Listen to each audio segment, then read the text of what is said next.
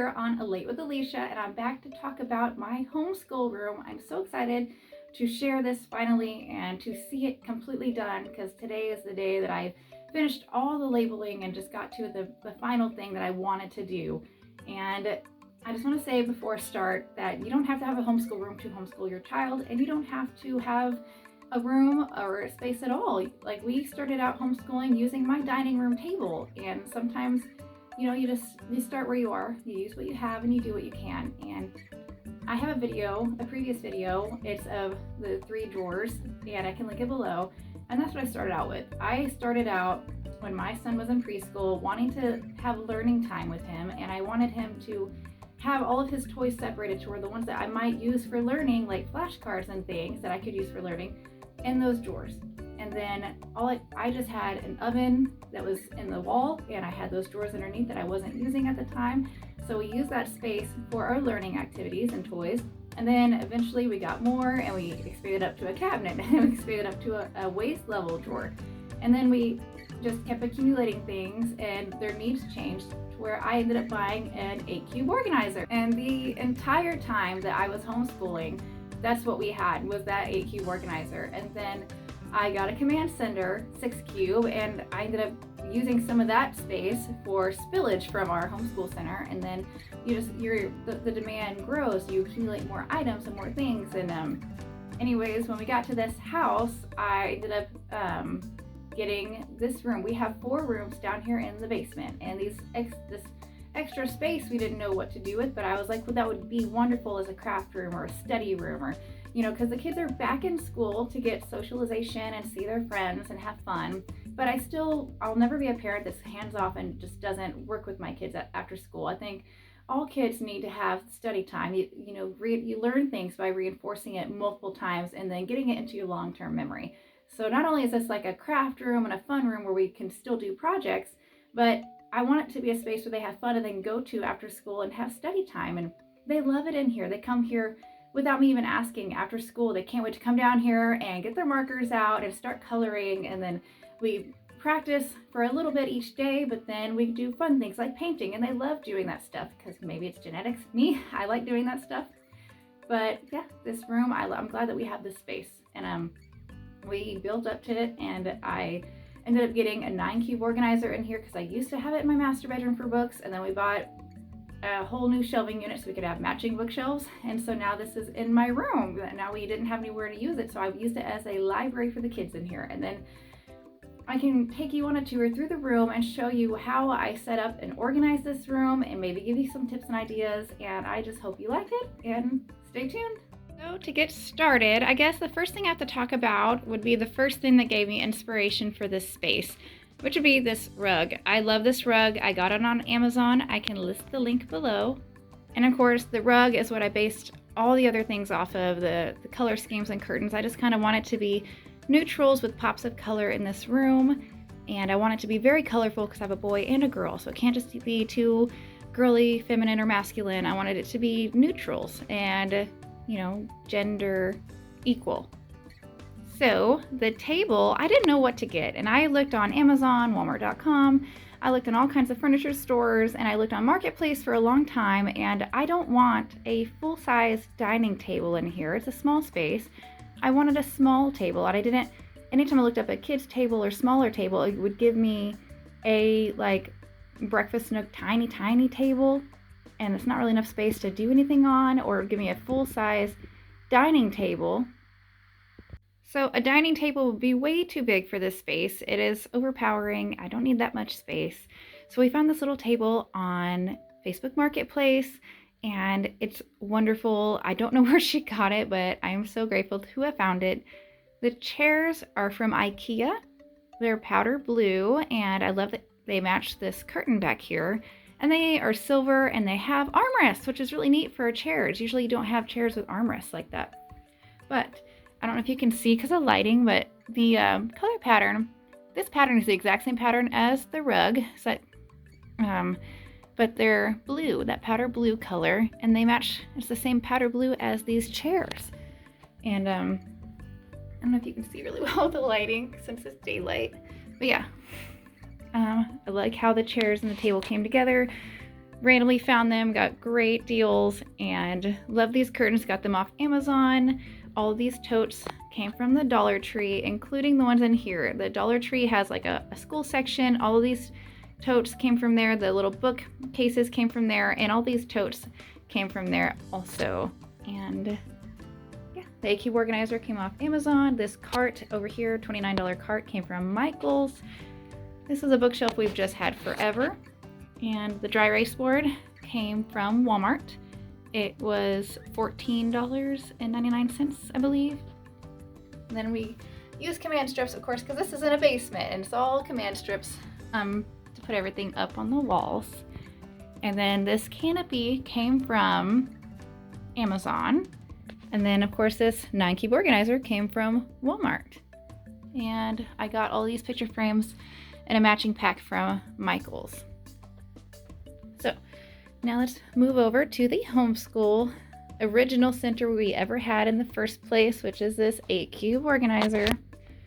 So we have it divvied up between like crafts and these 4 cubes. I'm still missing a box of my foam. We have felt boards and foam boards, and never found it, never came off the moving truck. I might just have to buy a whole new tote and foam. But there's supposed to be another one up here. And then these 4 are for the kids. So we have Kenzie and Kenzie, Hayden. So this is Kenzie's memory book. It's her book of memories from school. Things that she brings home goes in here. Unicorns, of course. Markers, colored pencils, glue, scissors, pencil grips, hole punchers, supplies. Her favorite coloring books. Same for Hayden, exact same setup, his favorite coloring books, and his school binder of memories. Then we have workbooks. This is Kenzie's, her learning book that we made, which has like, it's all Velcro and dry erase. There's a video over this book also online. I can link that below. But then here's all her workbooks, and then here's Hayden's, his learning binder, and then his workbooks. So moving on, after these 4 are these cubbies. And so we have felt, and I'm still missing one of my totes from the moving truck. I don't know where it is. But we have here under the felt, we have construction paper here, and then under the felt we have these little math cubes to learn math, and we have this paper that goes with it. It's a little dirty because it's been used, and we have shapes and letters in this bottom one. This one we have the linking cubes. Kenzie learns patterns and counting and math with those, and then sticky things, all things sticky, tape and stickers and all kinds of things, pipe cleaners and string. Then we have beads. Back here there's popsicle sticks, and then we have just tape measure and smaller things, manipulatives, math manipulatives, all kinds of things. If I find holiday erasers or unicorns or anything I think the kids used to want to use to do math, I would grab them at the Dollar Tree and put them in these boxes. Then moving up, we have more craft things. This whole tote is paint. All these paints are 50 cents at Walmart. Paint supplies, watercolor paints, paintbrushes, and little painting trays. Then we have feathers, we have eyeballs. You can tell a lot of these are used up. Flowers and pom-poms. And then on top, this is a globe that Grandma got. It's a nightlight. And then we have the trays, we have their miniature dry erase boards, papers that we haven't used yet that I can put in their bins, and then we have papers that I need to file into their binders from school or here. And then we have a pop-up globe here that we can grab this little magnifying glass and play with. And then we have our dry erase board, their behavior chart here, pictures from the kids' school, and then all their artwork gets hung up here. Using command strips, of course. And then moving on, we have this bookshelf, which used to be used for movies, and now we have more shelves for that are all matching shelves. We got on a deal having them all bought together. But we have this pop-up board for sight words or other things. We bring it down, put it on the table. We have these 2 totes on each side for science experiments. I left that pretty vague because there's so many different science kits you can buy, and we never know what we're gonna do, so just random science experiments. And then we have wood things that we paint, like holiday things, birdhouses, chalk. You can do a lot of things with chalk. Go outside, get a chalkboard, draw on anything. magnets. You can use those for all kinds of things. Then we have, and this one's learning puzzles. There's like a 50 state puzzle, there's letter puzzles, math puzzles. Then we have Play-Doh, and then all the things we use to make slime. And moving down, this is all Play-Doh.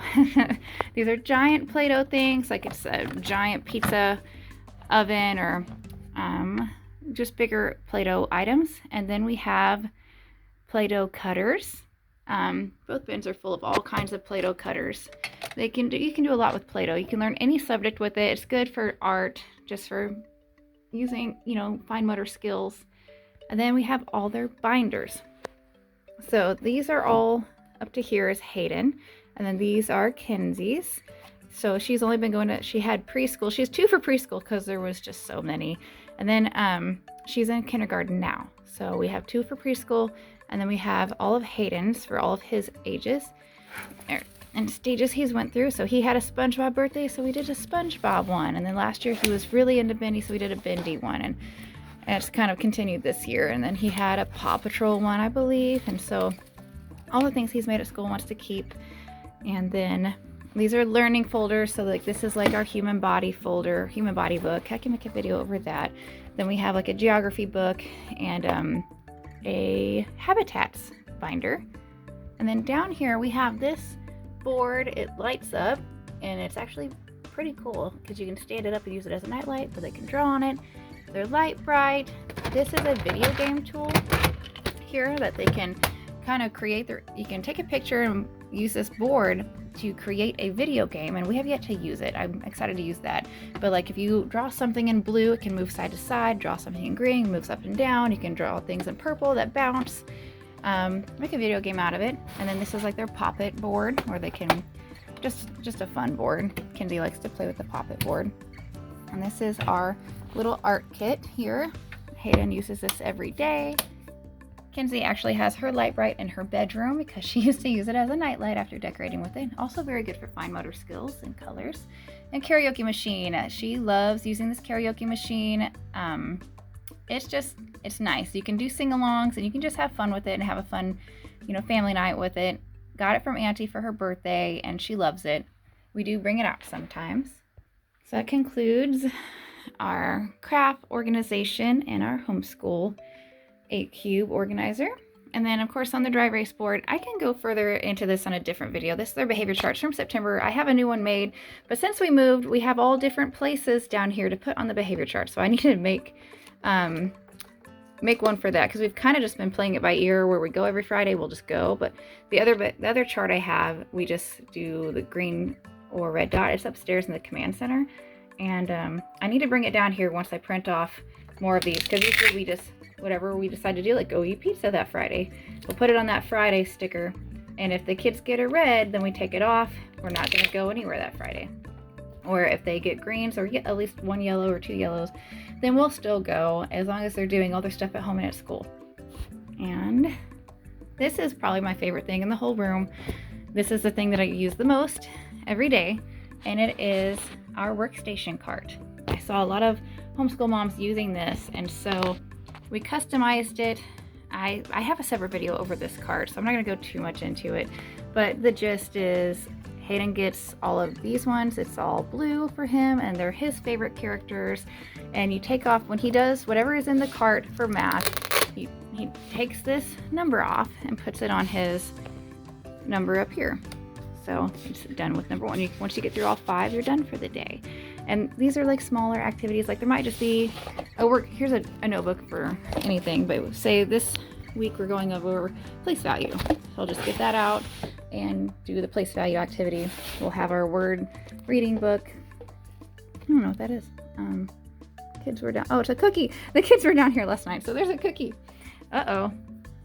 Anyways, so yeah, you'll just do the activity that's in here over money. Do whatever activity is in there, put it back, we're done. And then we can have free time to do Play-Doh and painting and other crafts. And then Kenzie, she's got hers 1 through 5 here, and hers are all her favorite character and pink letters, which she loves. We use this cart every day. And it used to be, I would sit down and have every morning, probably about 30 minutes, I would sit down and be like, okay, what are we doing today? What's the goals? Like, I would have a goal for the week, and we would change it up every day and have to go through and like find out which workbook we want to use, which thing we want to do. And now we don't use workbooks so much. Instead of doing just worksheets, every once in a while we might use one, but most of the time we do the hands-on things and dry erase now. So I'm not having to store as many papers, but I'm also like doing the hands-on learning is so much more fun for them. Like, let's see, for science, we have the human body kit here. And so we have the hands-on organs and these cards, and we have the human body book over there. So when they're doing human body, they have these magnets they can put on on this board up here, or on this little character. It goes over the body systems. We might watch a little movie over body systems, just things that are just more fun to do than just a worksheet. So here's our cart. Our flashcards are up here, our expo markers, regular markers, and quick black expo markers I might use. And of course our eraser, and the kids love these. They get out this, and I even use this sometimes when I'm pointing to things, but I'll put this on the table and have them, like, I'll point to different things and just quiz them on new sight words, and then they'll have to take it and they'll like run down and read them to me. And they love this. This little Mickey Mouse finger. Kenzie and Hayden both love Minnie Mouse. They always have, so like the little Mickey Mouse finger pointers there. And now we have this little reading nook. I love it because a lot of people have really different, further developed reading nooks. Like I have a little circle rug, and they'll have actual chairs or recliners or rocking chairs. And I just wanted to get all those stuffies. Their favorite stuffed animals down here. They both got a giant Mickey and Minnie Mouse. And of course, this giant bunny came from a friend. And Scooby-Doo, they love Scooby-Doo. And Olaf, of course. And this is one of my childhood stuffed animals. And Kenzie loves this bear. It's a Mommy and Me I got for Mother's Day. It holds a baby bear. And Hayden loves his cat. And his cat is black and white. So we found a little black cat. And they can just grab a book, lay down here, and read. I love the canopy. What I'd like to do is get like some wood letters that say READ and hang them up here, maybe eventually. And now to go over our little home library. We do have library cards, and we go to the library very often. Probably every other week we go to the library, and we get a bunch of other books, but these are the books that they own. And we've probably gotten rid of a bunch of smaller ones that they don't need anymore. But to start, I did try to divide this by category. So up here is holiday. So these are all of the holiday books. Every year, like in their little Christmas pajama party box that they get a holiday book. Or every time they're good, they can go to the Dollar Tree and pick out something fun. And sometimes they pick out a holiday book. Now they pick out games or Legos. But they used to pick out holiday books. So they have all these ones from the Dollar Tree. They're beaten up because they've obviously been very used. These are all holiday books, and then these are holiday games. So like I have in here, just card games, Christmas card games. Some of them are not holiday games. Like we have their Toy Story matching game, and we have matching Frozen, but we use those as Go Fish. I think the kids actually have the Christmas cards upstairs because we were playing them the other day. And we have like a Christmas Go Fish game, Christmas, we have dice, but they're red and green, like for Farkle. So holiday games for in here. And then we have, this is sight words. So this is Hayden's sight word book, and this is Mackenzie's sight word book. So we go in and we print off their sight word Dolch list, and the ones that we have memorized, or we mark off. And then we, like for colors, she learned colors by using these little crayons that stick on. And then, we'll put her sight word list in here, and whenever she masters it, we'll put it in the book. And then that way, when she learns a new sight word list, she can just come back in, and we can memorize the sight words using the pop-up board on the table. And once she masters that list, she'll put it in here, and then she can just review it like once a week so we don't forget. And then same for Hayden. So this little box here is my sight word box. It is just blank cards and markers and rubber bands so that I can make new sight word flashcards or cards for their pop-up box. And then this box here is all of our other flashcards. So plenty of other flashcards that we have. Boxes used to be in my command center, and now that I have this extra shelf, they're down here and everything is together and I love it. These are education books, so we have like a children's encyclopedia and the Magic School Bus science books and another science book about gravity. Like, so science and education books are here. And then we have their Leapster and Leap books. They don't use this so much anymore, but they used to love it. Their Leap Reader books. We used to collect all of these, and then, yeah, so we still have it. Every once in a while they play with it. Learning Cubby, and then Sight Cubby, Holiday Cubby. And now these is spillage from this one. This is mainly our, every year on Black Friday, we usually get those $5 books for story time, and we've read a couple of them all the way through. Some of them just a story here and there. And we went through a big Pizza Cat phase, and of course a princess phase. But then this cubby has more of those books that we got, and then from here over is like our Bible stories, story of Bible stories for children and kids' favorite Bible stories. We have this one that is our feelings and emotions. So if they get really upset, we have this one here, and it has a book. It's about behavior, about my feelings that I found. And then you have this little chart. There's a picture for a boy, for Hayden, for a girl, for Kenzie. And then we have emotions here. And then we have more emotions here. And the kids can sit down and circle how they feel, draw their face, show me your facial expression for how you feel right now.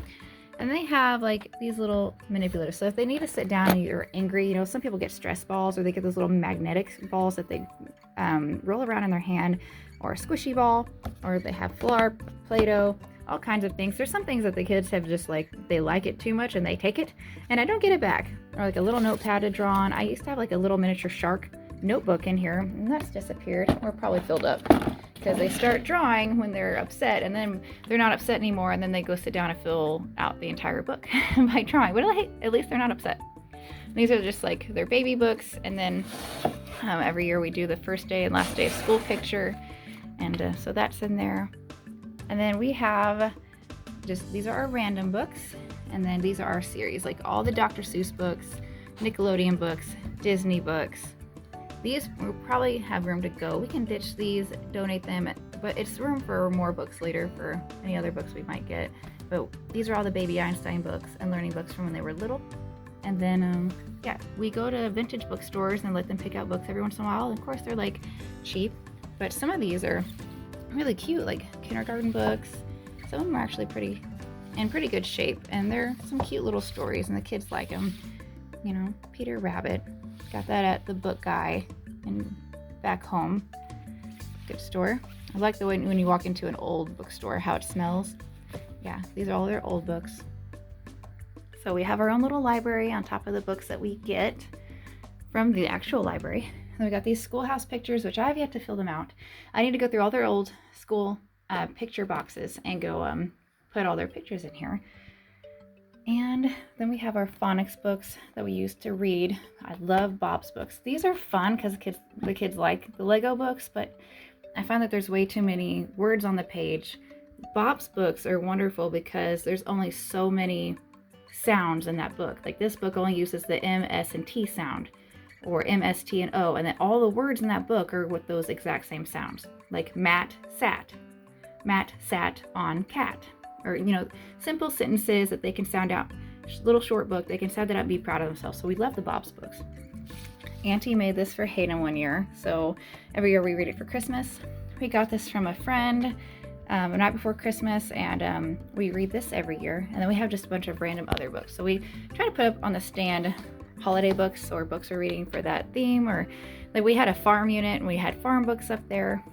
But yeah, we have their little library and have their little reading nook right next to the library. And some people will have like those floating shelves, and I love that. I like the way it looks, but it's not really practical because the kids can't reach the top shelves and reach all the books, and it doesn't hold as many. And I have so many. I really needed this shelf, and I love how it looks, how it came together. And then there's school pictures. Like in my old house, I used to line our hallway, like the side of the hallway with Hayden's room. We had all his pictures lining up down the hallway leading up to his door, and same for Kinsey. And now we have them in our homeschool room because we're better to have the school pictures than the school room. And the kids come in here and like, they get excited. Hayden gets really excited when he sees his pictures hung up on the wall. Makes them feel like it's their space. And last but not least, I have our poster wall. So we've always had posters that we use, and the one that we use the most is probably the numbers poster. Like we have all these posters that, you know, when we first started doing sight words, we would put a blank card over red and write the word red on it in red. And we would have blanks, and then we had to like match the red word to the red card. So they had to look at that word, the specific red letters, and match it to the card. And then we eventually took the letters off and just had all of these covered up, and the kids just kind of memorized where they were, like the order. And then eventually I used the cards that said the red and red letters. Instead of having the colors, we had all black and white letters, but they remembered the words, so I could just use the cards only. And it was good when we first started learning colors. And then like some of these, like they don't use. But then we have like the opposites poster. We have all these posters. It'd be impossible to have all of them. But this one I think I used the most because we have number worksheets, and it's a plain number. It's a plain sheet. It goes 10 by 10, and it has random numbers filled in, and you have to fill in the rest of the chart. And so we started out every day, you have to write your numbers 1 to 10. Then you had to write numbers 1 to 20. Then write your numbers 1 to 50. And then fill out 1 to 100. And then every day you'd fill out 100 numbers on Monday, 1 to 200 on Tuesday, 2 to 300 on Wednesday, and so on, until they got to writing numbers to 1,000. And it's just good that they understand their numbers and place value. This is probably the one that we use the most. But because we use it the most, we don't put it on the wall because they have it here and they have their blank page right next to it so they can copy. The ones I did want to have on the wall, of course, the 50 states. For geography and their science binders, we have continents. And then after they learn the 7 continents, we're moving on to the 50 states. And I found a 50 state like miniature puzzles they can use with JDA. And then in here we have like one of those cubbies, a giant 50 state puzzle. So they can see it here, and when we travel somewhere, they can get their pointer finger out and point to things. They have, every day we ask, what's the weather? What's the season? They're learning time. Kinsey's learning time by hour. Hayden's learning time by minute now. We have the months. We have their calendars here, but they don't start till January 2022. And so every day would be like in the classroom. They have like, some people in their classrooms have a little space where you can fill out the day of the week, and you have to write it. Here we just get a dry erase marker, and they have to circle, and then dry erase up here. I'll circle, but they have to tell me what it is. And we just go over the calendar every day, learning about time.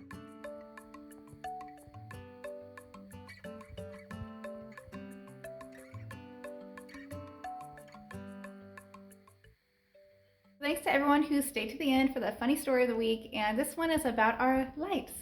Notice it is very bright in here right now. All the lights are on. So there's a little bit of a faux pas here, and I took 2 weeks of living with dimmed lights in this living room before I figured out how to use the lights. See, the lights are pretty bright. We still have the lights on this main light switch here, and I do have, you know, these 2 lamps over here that we use, but for some reason all the lights were very dim the entire first week we were here. Actually, first 2 weeks. So here's our light switch, and I couldn't find anywhere where there's a dimmer. There's no dimmer. It's not a thing. It's not here.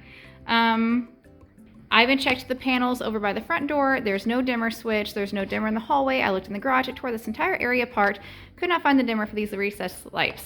But lo and behold, like how it's dim now, this is how we were living, like, I mean, not obviously during the day. There's the lights from the window, so you can't really tell all that much during the day. But we're living with like really dim lights in the evening. Like the lights were very dim. Couldn't figure out why, and I was going crazy. And all of a sudden we found it, and it's so insane. It's this right here. There's some paint on here. Excuse the paint, but this little switch. You guys see this little thing? Whoop! Bright, dim, bright, dim. Oh my God, it's this. For 2 weeks, just looking around, trying to find it, staring, and then finally found that tiny little dimmer Oh my gosh. Literally, before we found that little dimmer, I just thought that we were gonna have to call an electrician. We just got this house and we're gonna have to call an electrician to figure out why all the lights in this front room are dim. And it's just gonna be one of those things that gets put back, with moving and getting the kids' rooms painted and getting all the things done that we need to get done to get moved in, and Christmas coming up. And then we have our Christmas pajama party coming up, and they just had Thanksgiving, all these events going on. The last thing I wanted to worry about is calling an electrician for a dimmer light, especially when we have lamps. We have lamps and another light above on the fan, so it wasn't like really priority. We still have a light in here, obviously, but yeah. I've never seen that kind of light switch before, so it was super funny after 2 weeks, and we found it, and we're like, oh my god, I'm so glad I didn't call an electrician and have him give me that look. Like, really, lady, really? Have a good week.